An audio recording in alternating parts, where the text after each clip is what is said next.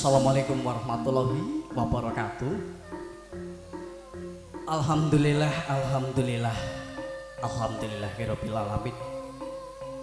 Mardiking tias mewah kamardikaning swasana ginambaran nugrahaning Gusti Allah Subhanahu wa taala. Mugi-mugi saged kajiwa kasairira ing jwangga kita waradin sagunging dumati. Amin. Amin. Ya rabbal alamin. Wonten ngarsanipun pepundhen saka pundi ingkang nganggung mastuti dahar pepoyaning kautamen sesepuh talapini sepuh aji sepulan kasepuhan ingkang panake pamawastu lebda ing pitutur minggah pranataning praja nggih pangersaning desa satriya dalah satriyaning nagari pangemban pangebating praja panjenenganipun Bapak Lurah wonten ing desa Kemawi sajonjang ngrawatipun ingkang pantes sinebya Sinudarsana minangka pandam panduming kawula tansih.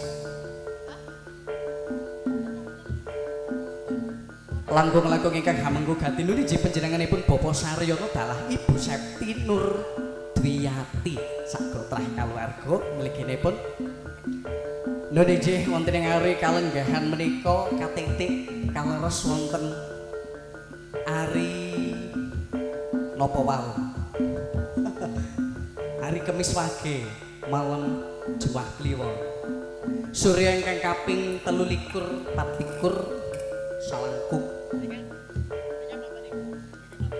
Bapak Saryono mirunggan sagotrah kaluwarga mliginipun netepi darmaning asepuh nggih hangitanaken ingkang putra nggih Dimas Bagus Syahri Taufikur Rahman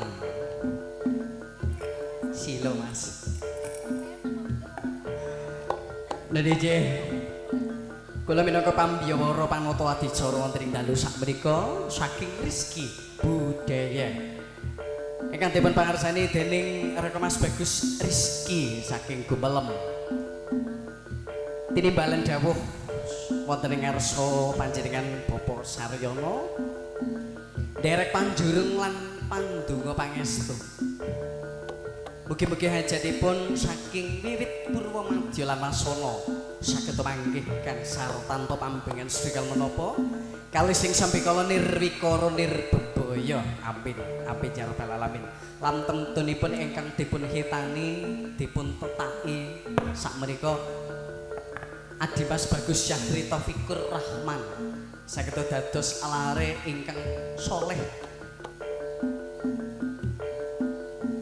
lare ingkang pinter wonten ing bangku pasinaon saged mikul dhuwur mendem jero asmanipun tiyang sepuh kekalih sampun sepuh Mas ampun warna-warna amin amin ya rabbal alamin lan ugi konjuk dumateng seniman saha senipati ingkang wonten ing desa Kemawi mliginipun ingkang tansah kula tresnani lan ugi ingkang tansah pantes nampi dahat kinabekten para ngalim lan ulama ingkang rinten dalunipun tansah sumandhing kitab Wahyu Ilahi minangka kiblating panembah ingkang tansah mindul ing budi kautamen.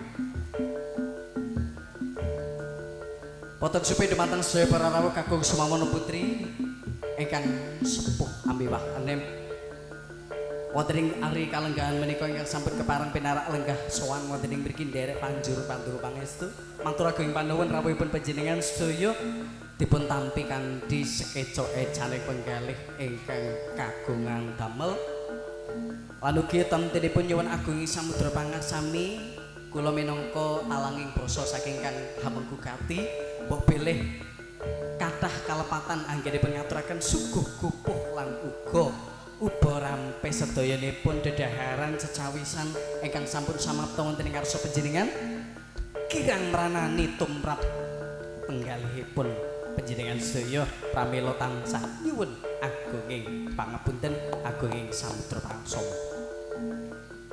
Nggih taksih sesarengan kalian Rizki Budaya Desa Gumelem Kulon Kecamatan Susukan Kabupaten Banjarnegara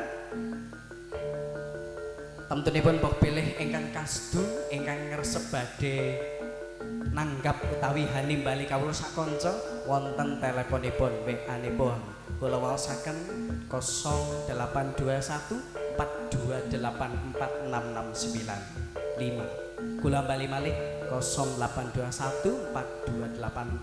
4284665 melayani organ tunggal orleng nah organ lengger ya Mas orleng apa oleng organ lengger campur sari lan sak panunggalipun nggih semoga lan ugi temtunipun wonten channel YouTube-ipun ingkang asma Rizki Kendang Official. Semoga dipun subscribe, dipun like, dipun share. Nggih, semoga sepatus mangke nambah viewers lan sak panunggalipun. IG Rizki Sit. Sit niku napa Mas? Siti Nurbaya. Facebook Rizki Setiawan.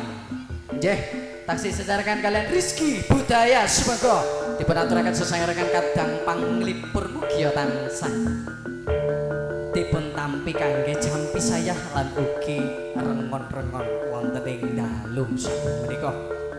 Semoga dipun aturaken sesarengan kadang waranggono 3 cacahipun wonten Mbak Seni kang saking Telatan Jati Jajar. Semoga katuran semanten diajeng ayu.